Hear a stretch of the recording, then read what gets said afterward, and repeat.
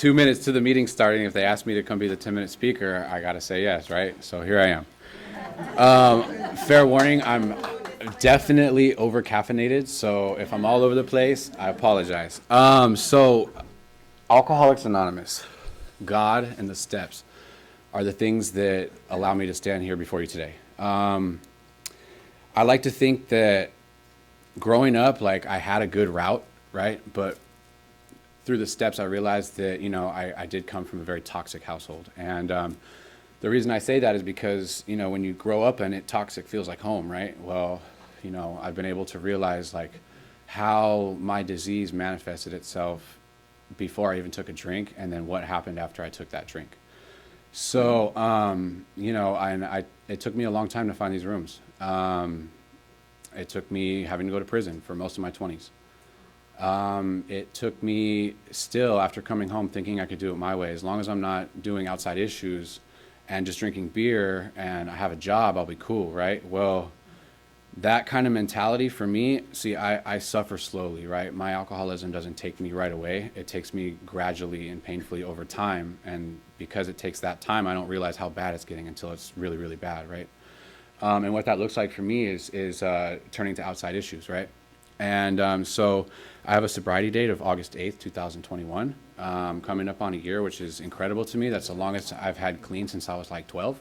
So, this program has given me a lot of gifts. I have a sponsor. He knows he's my sponsor. He has a sponsor, and I have sponsee brothers, and I'm of service, right? You talk about the triangle. We got unity, service, and recovery, right? I have commitments. I'm of service to my fellows, and I work the steps. That's what was taught to me, and I have God in my life today.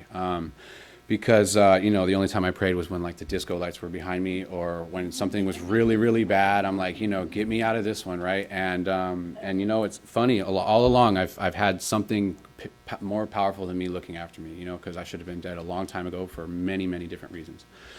So, I just want to touch on, if you're new, like, welcome. It's going to be all right, just don't drink, and then get a sponsor, and then everything else will kind of fall into place. You don't have to figure it out all on your first day. And so, this program has given me a lot of blessings.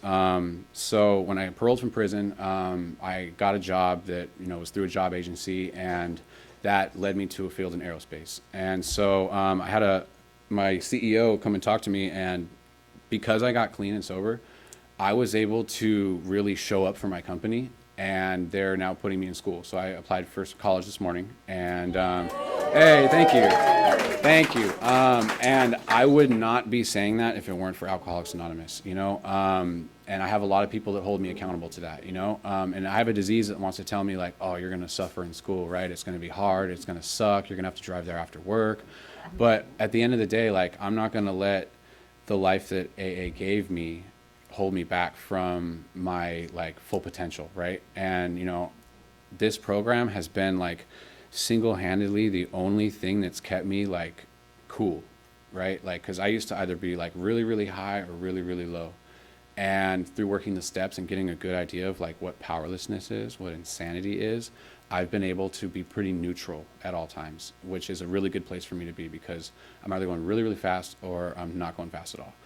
And, those are the two places I take my will back. We talk about turning our will and our life over to the care of God. By the way, I'm on step 4. So I'm going to talk about the first, 3 or 4, the ones I work every day. And then the rest I'll talk about next time you see me up here, right? So, I take my will back, like, and I do. Unless I'm applying these principles to my life every day, I'll take it back. And I won't really realize I'm taking it back until, my sponsor or someone close to me is like, where you been? Or why aren't you doing, what you said you were going to do, right? And, the places I take my will back are when things are really, really good or when things are really, really bad. And that's okay today, because I know that, where, I got a pretty good idea of where my disease will take me. And, this program is literally, it's been the only thing that's got my family back. I'm a brother now. I'm a son. I'm a friend. And I show up for myself. And, man, it's humbling having to hit my knees every morning. But when I don't, I'm fucked up. And, I'm a plant dad too. I got lots of plants, and I take really good care of them, and that's part of my morning meditation. Is I fucking miss my plants and water them before I go to work and shit. And like my disease wants me to think like, oh yeah, like stay tough, like you're a felon or whatever. Well, that's not who I am today. And I'm not gonna let me hold back from like telling you like what makes me happy, which is plants, friends, not weed plants, but like tropical like plants, right? Like ones that are really hard to take care of, right? And you know what, like, and I work long hours, but my job makes me happy. I have my hands on some cool stuff, and I get to practice like my powerlessness at work, because like it gets us a job, right? We're not drinking, and it's real easy to like character assassinate literally everybody that I work with, right? Including my boss, like I'm the first person to say that motherfucker's a dick, right? But at the end of the day, pardon my language, by the way, he's the one that is always gunning for me to do better. He's just really rough around the edges, and this program teaches me like, okay, well, what's his life like, right? I'm not here to take his inventory, but I know he's the youngest brother of all the brothers, and they're fucking hard on him. I see it every day. I work for a family company. So I can kind of like practice that like empathy, you know what I mean? That, okay, like I can kind of see why he's hard on me, because they were hard on him. And so, and that allows me to like not react, right? Because like I want to snatch his face off, but I don't, right? I don't. And so I'm off parole. I'm no longer on parole. That is huge for me. That is huge for me. I never thought that I would come home and be okay, because I just wanted to come home and just not pick up, right? Not drink. And I didn't do that right, but I did this right, I surrendered to this program, and a full surrender, it took me a while, you could ask my sponsor, it took me a while. But following the suggestions, they're real simple, but I like to complicate everything, So where's my timer? Oh, okay. I got 5 minutes left? Okay, cool. All right. So some things that that really like help me out is really like being of service. Honestly, I want to touch on that because like my disease tells me like, oh, you don't want that commitment. Like it's gonna be a lot of work. You're gonna get off work, you have to shower, you're gonna be tired, blah blah blah. But those commitments really have like saved my life. And through showing up for those commitments, someone nominated me for another commitment that was like of a little bit more prestige, right? Pride and ego aside, it's a good commitment to have, and now like I get to be like somebody that people look to, like, oh, okay, that's Cody, he's doing this at that meeting, you know what I mean? And now since then I've had some people come up to me like, where's Randy? Who come and ask me to speak, right? If I had been working the program I was working 4 months ago, you probably wouldn't have come and asked me to speak. You know what I mean? Or maybe you would have. I don't know. But I would have came up. I would have come up here and probably not known what to say, or it wouldn't have been genuine. You know what I mean? So thank you for asking me. And like it wasn't as 2 minutes. All right. It wasn't as bad as I thought. Like my heart calmed down. Like everything's kind of cool. I see a lot of familiar faces in here, and now that I realize I'm among my peers and my friends, like I'm good, right? Because you guys can all laugh and relate, right? But sponsorship, like I'm excited to sponsor others, but I don't want to, give away what I don't have, right? So my sponsor likes to tell me like, slow down, like, cause I'm always like going really, really fast and I miss everything in between. And after I started to slow down and like really apply this program after I leave the rooms and after I leave work, right? Trigger warning, I live with my parents, right? But you know what? My mom, right? She's one of us. And through working a program and like actually taking it home with me, like she found herself in the rooms on her own will, because I always wanted that for her. But my mom is now 4 months sober, and we get to go to meetings together, and you know what? I get to show up for her like she showed up for me. She rocked with me the entire time I was locked up. She put up with all my shit when I was out there drinking and using, and today like we're really, really close. And that was something that like my inner child really wanted as a kid, but my environment and my disease took me away from like my family and my friends. And I'm actually like really, really happy most of the time, right? And not to say it's all going to be rainbows and unicorns, because we'll have bad days, but the bad days are becoming less frequent. And if that's, that's for me, that's something that, keeps me pushing forward amongst all the other things I mentioned. But like I said, if you're new, like, welcome. Take it a day at a time. Sometimes I don't even know what that means, but things get better.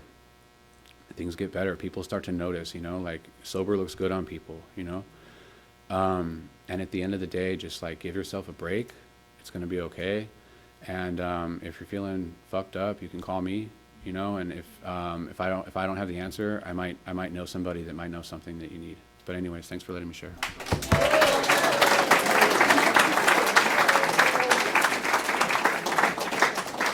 Great. Thank you. Beer, Country Club Lager. Some of you guys might remember that. It came in 4-inch cans, and 2 for each, for my friend, for himself, and alcohol at that moment became my higher power. That's all I wanted to go and do for a long time. I'm 15 years old, but I'm going to find it somewhere, somehow, some way. I'm sitting here looking out at the audience, and I'm seeing a lot of young people. It's hard for me to understand that some of these girls especially look like they started drinking in kindergarten.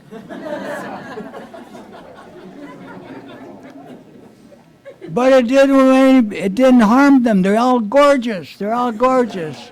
Okay. Now, I can't say that about the guys, okay? You are a hard group. I have often sat in this place, because I live in Manhattan Beach, in the back, ready to escape, ready to get out, ready to go. And I always wanted to be up front. You can't get more up front than where I'm at. It works, it works. This is a hard group, by the way. I've sat here, and I think that this is AA's comedy hour. You've had some people here and the laughter is just resounding all the time. 15 years old, and I'm looking for booze, and I will find the booze some way, somehow. Cheap drunk. Didn't take much at all. I drank a little bit, and immediately there's a change in attitude and a change of personality. The Jekyll and Hyde situation where you drink, and all of a sudden you become a different person. That was me. I wanted to tell you early on, by the way, in case some of you eagle eyes will notice that sometimes my voice trembles a bit or my hand will shake. Has nothing to do with booze, trust me. I'm at the early stages of Parkinson's. And so if I'm up here talking and all of a sudden my arm starts to go up, it's not bad, okay? It's just... But at my age, I'll die of something else. So, Randy, when he asked me to speak, I completely forgot about it.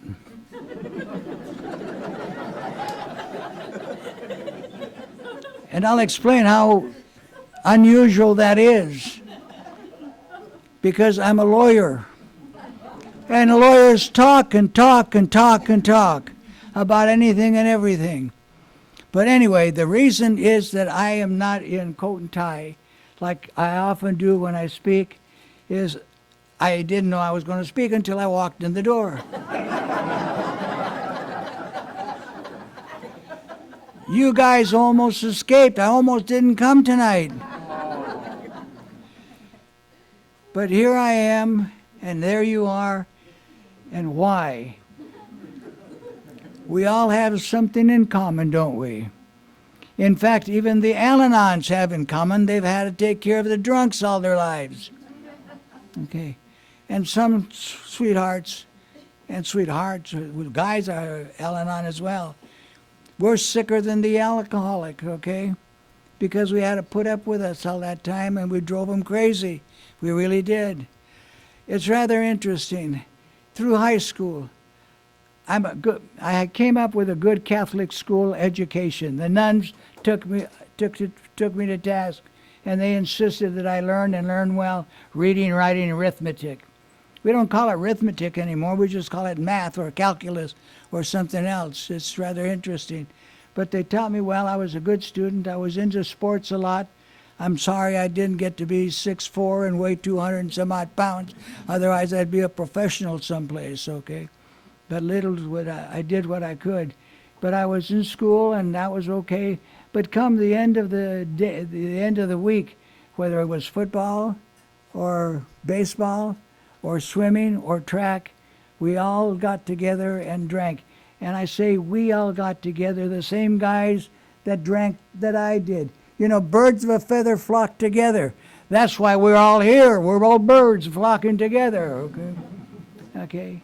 We have something in common. So that's the way I went through high school. But I'm only 15, 16, 17, 18, not drinking all the time. And I developed what we call is a progressive type of drinking. Didn't drink daily. But when I drank, I drank a lot. They often say that if you happen to be a daily drinker and you decided you wanted Alcoholics Anonymous, you needed 1 meeting a day. If you're a periodic, like I am periodic, and we could always stop drinking, we couldn't stay stopped, you need 2 meetings a day. Because I always believed I can stop drinking. Okay, you want me to put it in? Anyway, it got worse, never better. Go through all of that. I want to get to the point how I got to meet you guys. Do the high school stuff. Go to college. In college, I was known as Two Beers Eli. That's all it took. Personality change. And I was a different person right off the bat. Get through college. Go through law school. Interesting.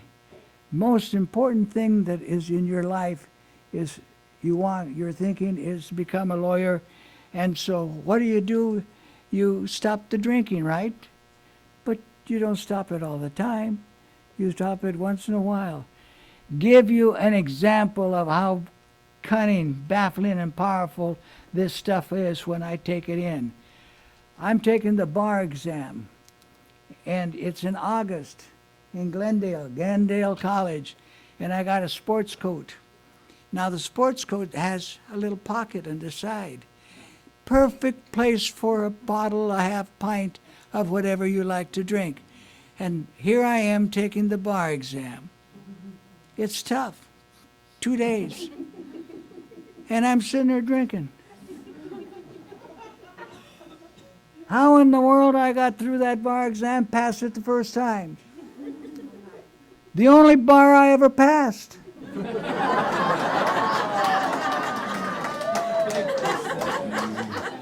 Okay. So here I am, and can you guess? I bet you can. I wanted to be my own self-practitioner.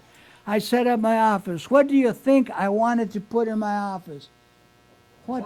A bar. Yeah. You guys were drinkers. A bar. Not the books, not the typewriter. Well, we didn't have the computers back then, okay? It was that type of situation. But anyway, things got worse, never better. I'm going to fast forward. Because all of you, I'm sure in this room, have a story of your own. And some of you are young, or I seem looking at some young people. You haven't got a story to tell yet, okay? But you keep on drinking, you're going to do it.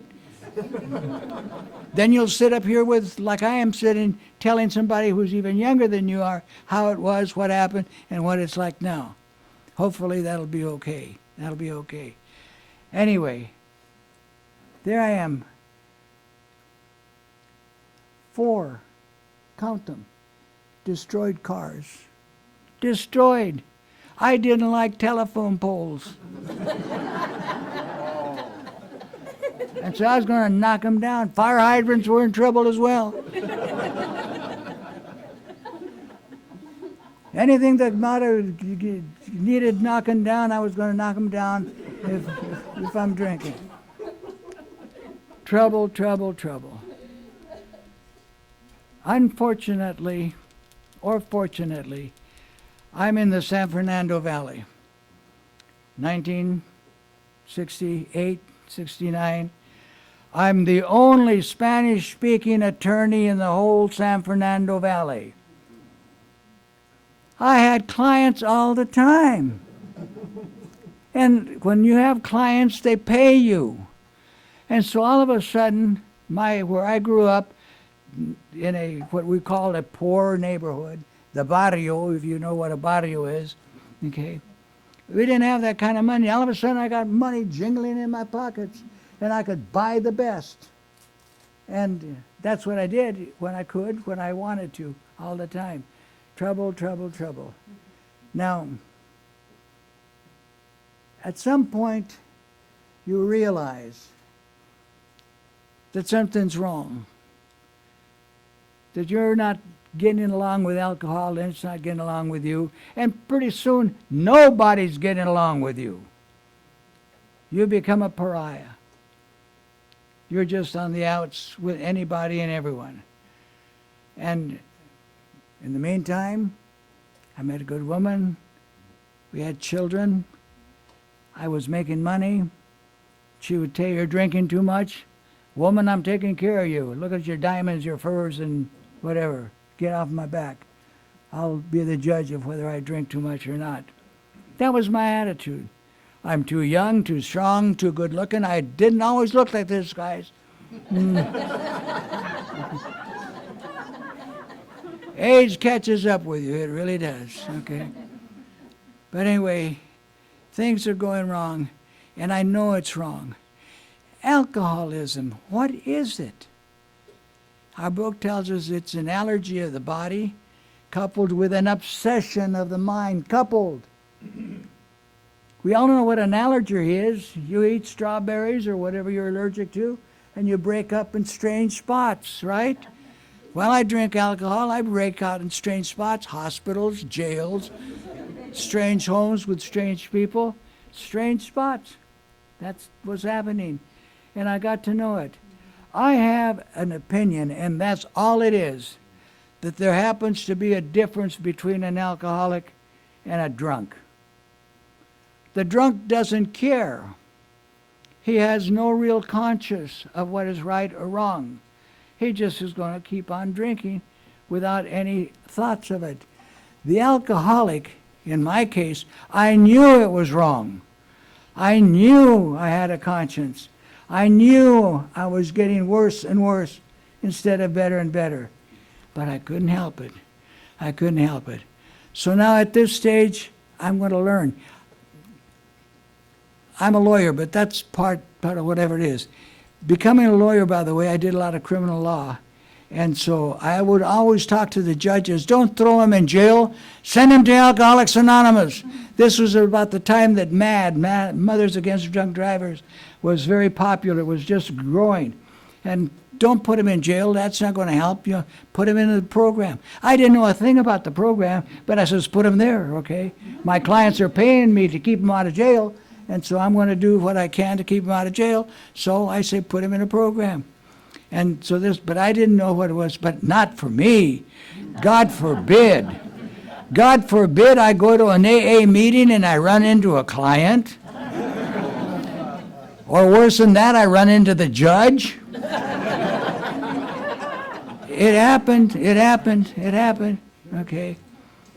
So I'm going to read anything and everything I can about alcoholism. I'm going to go to seminars, tell me what it does to you. Tell me how it gets into your system, how it gets in your spinal cord, how it gets to the brain, how it short circuits the brain, how it works, and why it works for some people and not for others.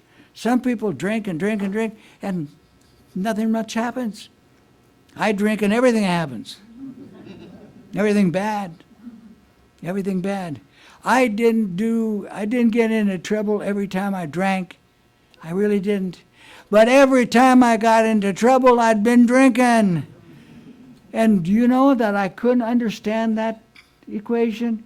It took me the longest time.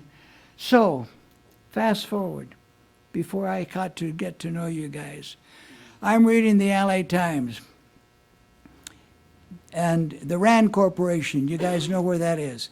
There are two psychologists in the Rand Corporation. They came with the idea and they said that if the alcoholic knows why he drinks alcoholically, he can become a normal drinker.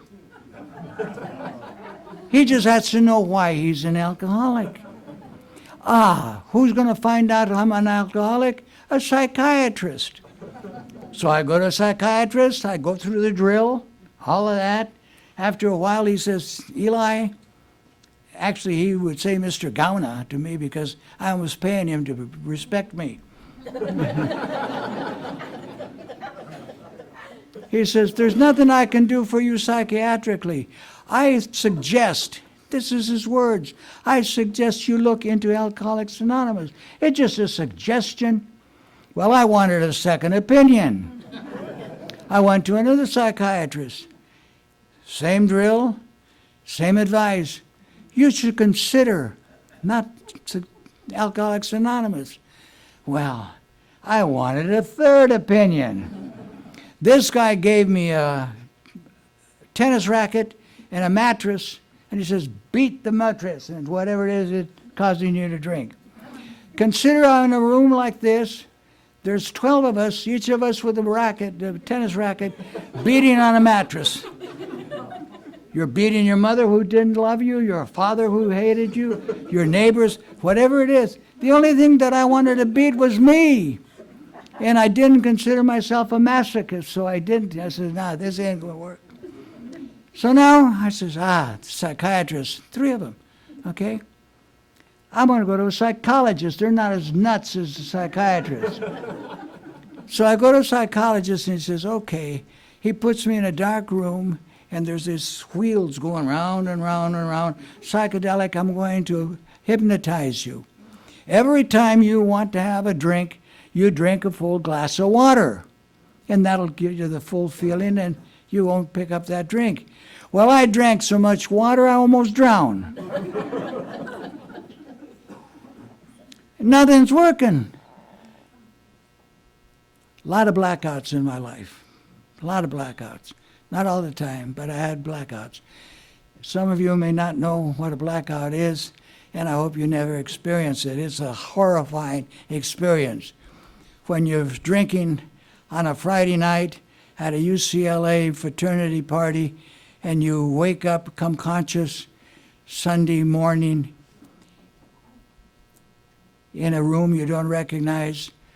You walk to the head motel, it's a cheap motel, and you ask a guy, can you tell me where I'm at? And he gave me the street address. And I says, not the street address, what town am I in? And he says, you're in San Diego. How in the world did I get from UCLA on a Friday night and end up in San Diego Sunday morning? I have no idea.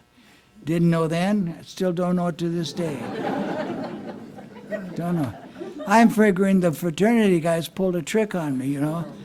That's what I was thinking that they did, but they said no, and I believe in it. It didn't work. Anyway, didn't matter. They didn't tell me. They didn't cop out. I never knew. I never will know. Okay, so that's where I'm at. That's what's happening. So I tried antabuse. You guys, anybody know antabuse? Okay. You take antabuse, says the doctor. Now don't drink after you've taken antabuse. You'll get deathly sick and you could die. This is a doctor that you're paying a lot of money for his professional advice. Well, I got deathly sick and I wanted to die. Following his advice. Cunning, baffling, powerful. That's where you're at. Another point in time, I'm reading the same LA Times because after I've been drinking a long time, the next morning, Sunday morning, keep yourself busy. You read. You try to get. I'm reading, and at the very end, there is an article by the Veterans Administration that said the average male alcoholic is married, has a home, has a job, has children, regularly goes to church, and is 35 years old. And I'm reading that, and I says, well, I'm married, I've got children, I have a job, I have a car, I regularly go to church, but I'm only 30 years old. And I wanted to be an average male alcoholic. It had to be. Do you realize the relief you got when you read something that says you're not where you're supposed to be? That was it. I wake up, and here's how I got to know you guys. I have a friend who I drank with, by the way, at UCLA. He was a wrestler at UCLA. He had come to my house because the wife had gone to a family farm in Iowa. So I was there alone. And before she left, she told Ivan, that's my friend, would you watch Eli to see that he doesn't burn the house down? Well, he tells a story. He came over. I was there. He put me on his shoulders. He took me to his home. I wake up in his home from a back out. And Susie, who had introduced me to the doctor who gave me Antabuse, and she was a nurse, she says, Eli, why don't you call Alcoholics Anonymous? On the way home, Ivan said, Eli, Susie's good advice. If you'd like, I'll go with you. Good friend, I'll go with you.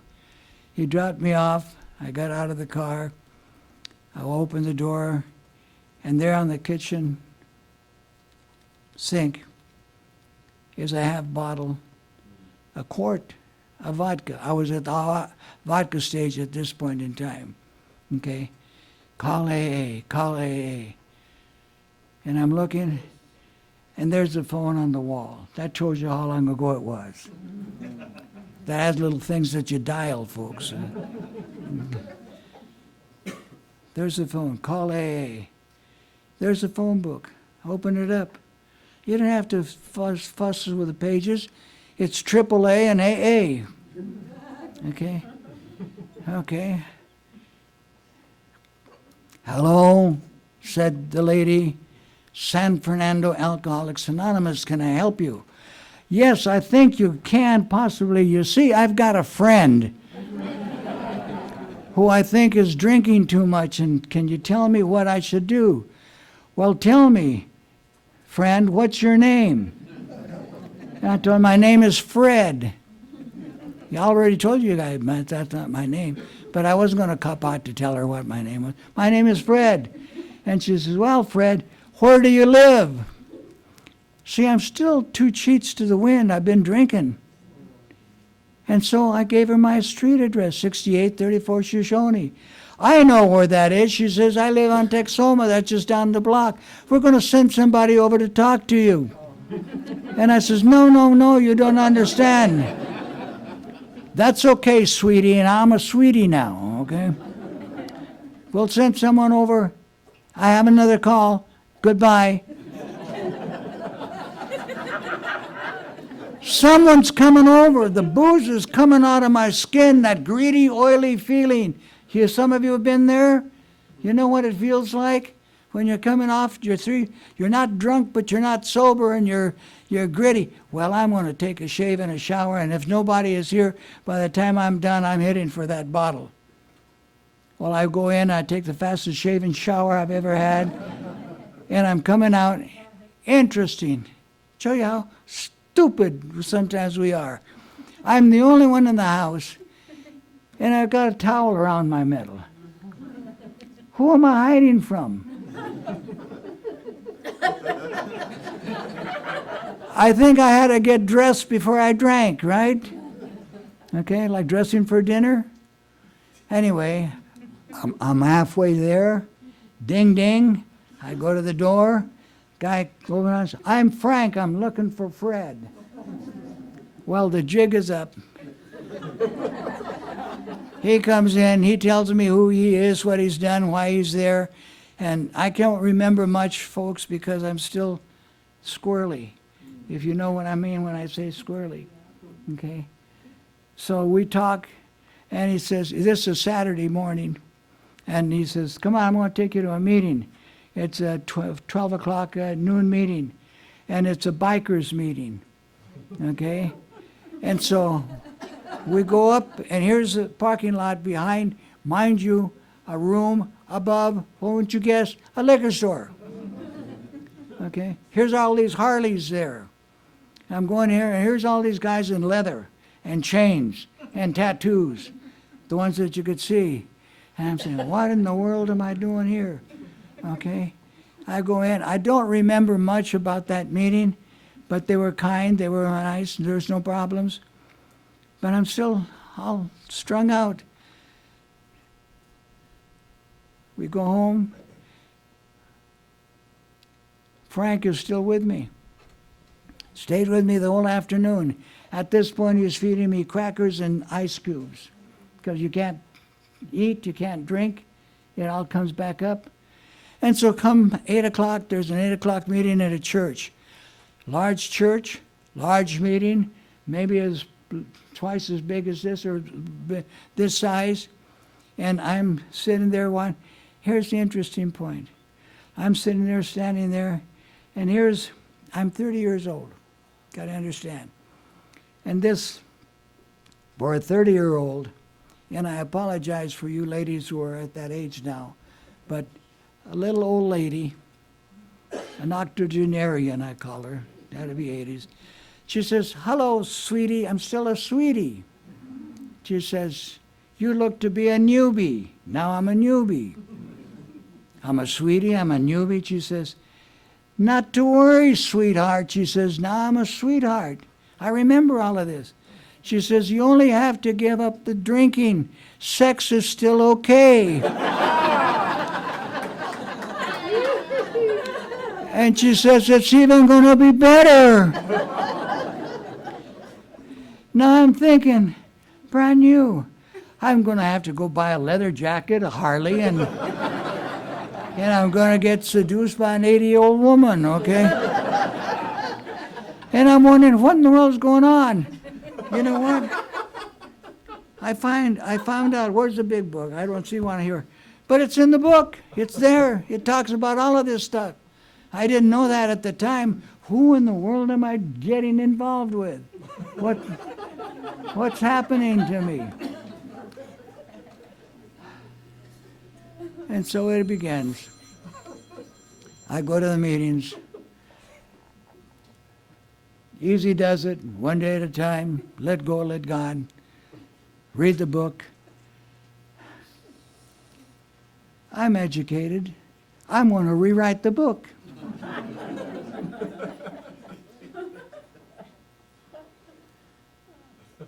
And so now I've got, fast forward, 4 more years of in and out of my association with you guys. I would sit in the back or the front, any place I could sit, and I says, what in the world am I doing here? And I was either bored, scared, whatever it was. The obsession for the drink hadn't left me. It was still there. It was still hanging in there. Now, at this point in time, I had met a lot of you in the meetings, and you all became my Indians. You know what I'm talking about? You had the Indian who lets you out of the forest, the Eskimo who lets you out of the whiteout. I needed somebody to lead me out. I needed a whole tribe. And they wouldn't let me go. They would not let me go. In the morning, I'd have a fellow who would show up and he says, let's go to breakfast. And then at noontime, 2 guys would show up, let's go to lunch. They're taking tabs on me. I've told about having a sponsor. In the evening, 3 or 4 or 5 of them would show up. We're going to go to a meeting. And they're with me all the time. They're not letting me go. I'm going to more meetings than you can shake a stick at. I'm going to a morning meeting, noon meeting, evening meeting, and a midnight meeting, you know, a candlelight meeting. You ever been to some of those? I'm going to all these meetings. And that doggone obsession, that temptation, it hasn't, I call it a temptation. It hadn't morphed into an obsession, because if it morphs into an obsession, that's all she wrote. Okay? But I could tempt it and I could put it off for today. And they're all there and this is going on. And then I remember Bob, who was my sponsor at that time, he says, Eli, you're coming up on a year. And he says, you're going to get a cake. And I says, Bob, I've done everything you've asked me to do.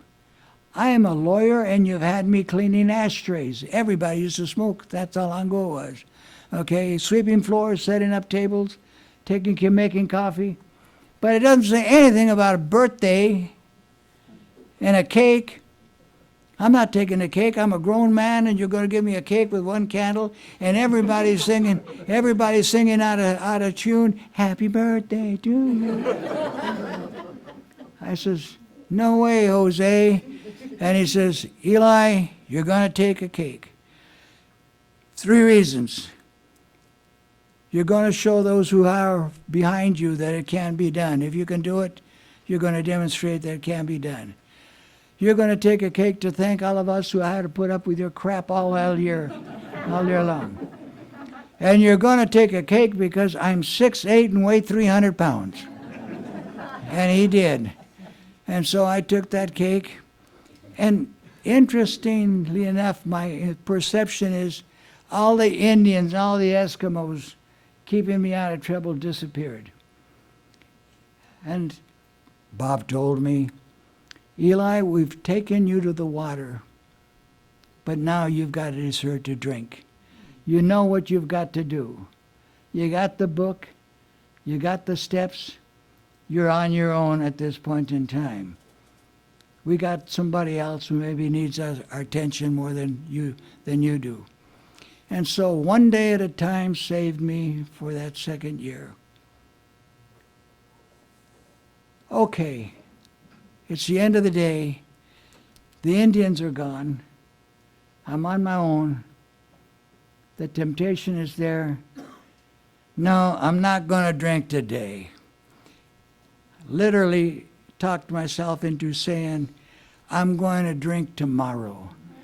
And not drink tomorrow, I'm going to get drunk tomorrow, because at the stage in that if I drank, I got drunk. There was no middle ground. No middle ground. But then tomorrow becomes today. And I played that silly game, literally, for the longest time. I'm still going to the meetings. I'm still having a trouble catching it, getting what you've got. That the gift that it's going to be okay. It's going to be okay.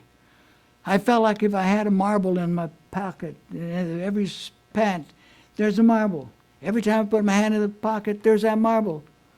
It's always there, never goes away, that temptation, that annoying sensation. I'm out watering a flower bed. It's in September. I'm coming up on October. That's when my birthday would be. And I'm considering, what am I going to do? It's not happening. But it's like I put my hand in the pocket, and there's a hole in the pocket, and the marble is gone. Marble is gone. Now, I don't know when that hole crept in, and the marble left. I have no idea. I have not one idea. But then I realized that the big book, in fact, the 12 Steps has had an awakening. I realized that somewhere along the line, somewhere, somehow, the temptation, the annoyance, the wanting to take a drink no longer was there. No longer was there. I thought in the words of Martin Luther King Jr. when he talked about the old Negro spiritual. Free at last, thank God Almighty, I'm free at last. And when I think about it even now, I'm a macho guy, okay? I like to think I'm a macho guy. After you get too pretty old, you're no macho one anymore, okay? Age catch up. But here I am. And tears came to my eyes. I'm not a crier. And someone told me, it's okay, Eli.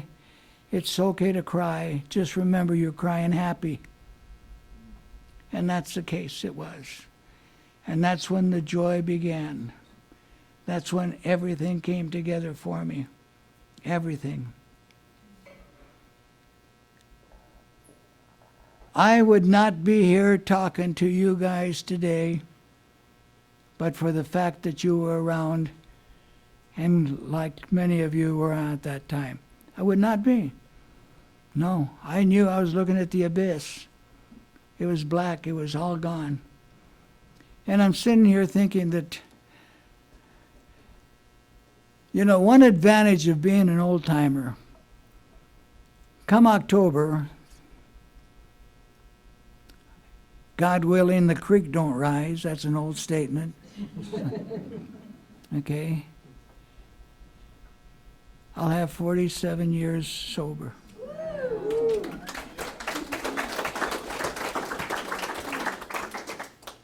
They say that gratitude is the greatest of all emotions. That be the case, I am grateful. You have made it all very possible. I'm sitting here and I heard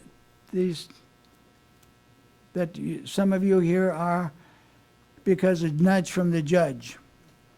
Okay, you have cards to sign. I'm still a lawyer. I still practice. If any of you that are here because the judge sent you here and you don't like it and you don't like what I'm saying and you think that this is worse than the jail you could have gone to, I can arrange for you to do the rest of your time in jail, folks. So long as in LA County, and it'll cost you just gas money and parking tickets. Not parking tickets, parking fees, okay? But I'll do that. And I made this promise to other groups as well. And I actually had one guy said, I'll do that. And we showed up in court because I told him I'd do it. And he says, I changed my mind. Okay. Somewhere, somehow, I'm thinking as I'm looking at some of these young people here, God, I wish somebody would have talked some sense into me when I was 18, 19, 20, 25 years old. I'd be celebrating 60 or 70 years of sobriety. Okay? But there wasn't any of them around at that point in time. But they say that what old-timers have got to do is to carry the message. And I'm hoping I can carry the message sometime, some way. I don't know. Have I got another 25 minutes? I have got more stories to tell you, some of them bad, some of them good, all of them very germane. They're all about not taking that first drink. If there's anything that I've said here tonight that maybe gives you an idea that you're in the right place and you'll stay there, you won't go away. When things get bad, just think in terms of that too will pass. That's what I had to do. It'll pass. Every morning I wake up, I've learned to do this, and the first thing I do is acknowledge I'm an alcoholic. I'll always be an alcoholic. There's no pill, there's no smoke, there's no liquid, there's no injection, there's no drug that can make me a non-alcoholic. I am what I am. Now the book talks that someday somebody will come up with an idea, but I don't know that I would take that idea in any event, because I like who I've met and who I've gotten to know. And you're all, and at the end of the day, I got 5 minutes? Well, I can fill a whole lot of time in 5 minutes. But no, I'll save you a few. The book, for those of you who may not have looked at it for some time, every page, every chapter, just about every sentence says God. You pick what that means for you. But I'm here talking to you because somewhere, somehow, God got my attention, and I think He sent me to you. I do believe that. I do believe that. Gratitude being the greatest of all emotions. When I've completed my day, I've not had a drink, I express my gratitude very simply. I was coming back from a conference of International Lawyers and Alcoholics Anonymous, an organization that I helped found back in 1965. And we're at a bread and breakfast. And I'm coming down from the bread and breakfast, and the lady who's the manager, she says, "Hello, sweetheart." She says, what are you going to have for breakfast? My wife was with me, and I said, "Oh, the usual ham and eggs, bacon, toast." She says, "Okay." We sat down. She brings the plate, and there's the ham, here's the eggs, here's the bread, here's the potatoes, and here's a blob of white stuff. And I says, "What's that?" And she says, "Love." That's the way she addressed me. "Love," she says, "those is grits." And I said, "Grits? I didn't order grits." She says, "You don't have to order grits. You don't have to like them. But grits are like God's grace. You don't have to want it. You don't have to ask for it. You're going to get it anyway."